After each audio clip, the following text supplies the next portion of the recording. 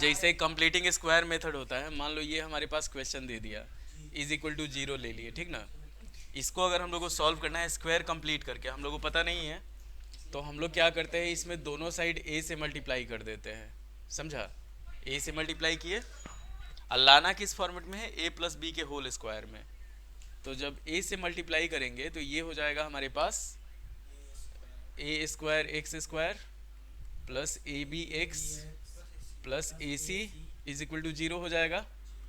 अब क्या किया जाता है यहाँ पे, a square x square plus a b x और ए सी को इधर ला लिया जाता है, ये हो जाता है हमारे पास माइनस ए सी।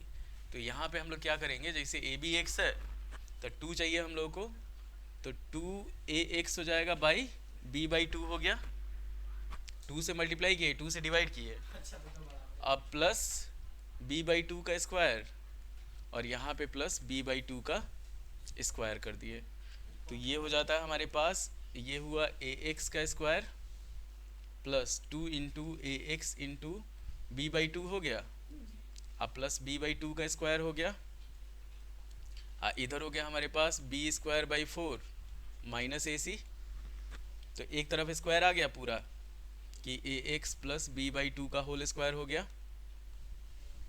और इधर क्या हुआ हमारे पास, b square minus four a c by four हो गया।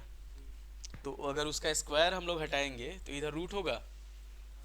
समझ में आ रहा है कि ऐसे हूँ कर रहा है, a x plus b by two हुआ, इधर रूट हो गया, root under b square minus four a c by four हुआ।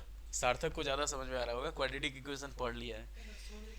तो ये हो गया plus minus under root b square minus four a c by two हो गया नीचे, ठीक।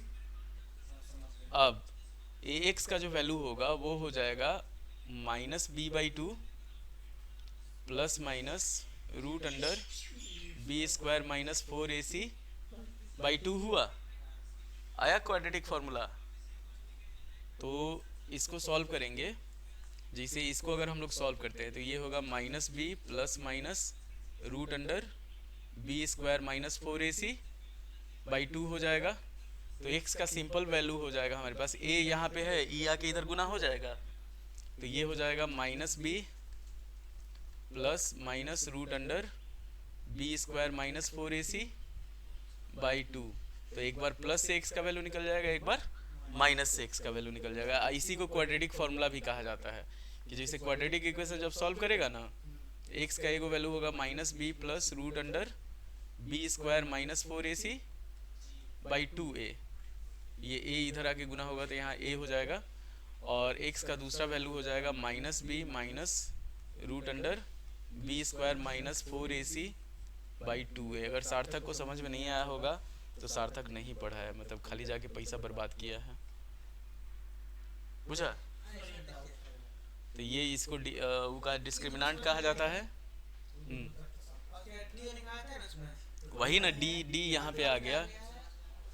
जैसे क्वाड्रेटिक फॉर्मूला होता है, क्या होता है कि अगर हम लोग मान लो हमारे पास इक्वेशन दिया हुआ है a x square plus b x plus c is equal to zero, तो हम लोग क्या निकालते हैं, डी निकालते हैं, डी हो जाता है B square minus four a सी।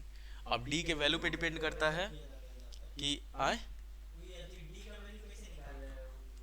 ये बी हो गया, सी हो गया और ए हो गया, जो नंबर रहेगा उसके हिसाब से।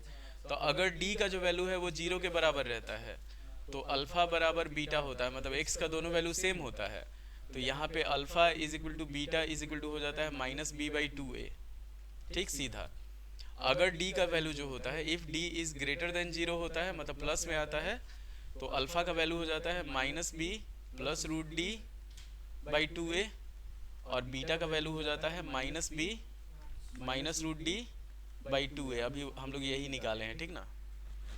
उसके बाद क्या होता है, तीसरा केस होता है कि अगर d जो होता है वो लेस देन जीरो होता है, if d is less than zero, तो निगेटिव का रूट नहीं होता है, तो यहाँ पे लिख दिया जाता है alpha and beta are not real, मतलब आगे सॉल्व ही नहीं किया जाता है।